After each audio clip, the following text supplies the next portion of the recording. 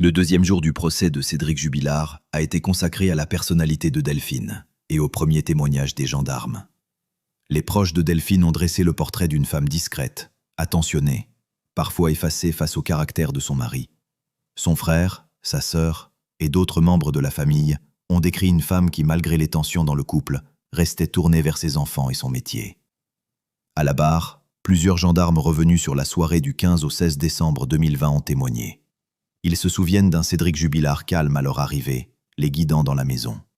L'un d'eux raconte l'avoir vu accroupi devant la machine à laver, peu après le signalement de la disparition. Un autre se souvient des vitres embuées de la voiture, détail relevé comme un possible indice.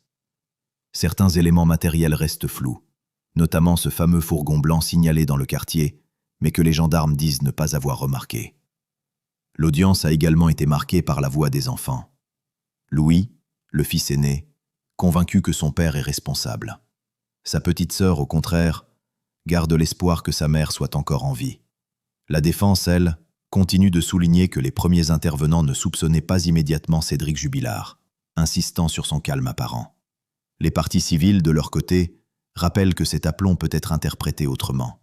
Ce deuxième jour n'a pas apporté de révélations explosives, mais il installe un climat.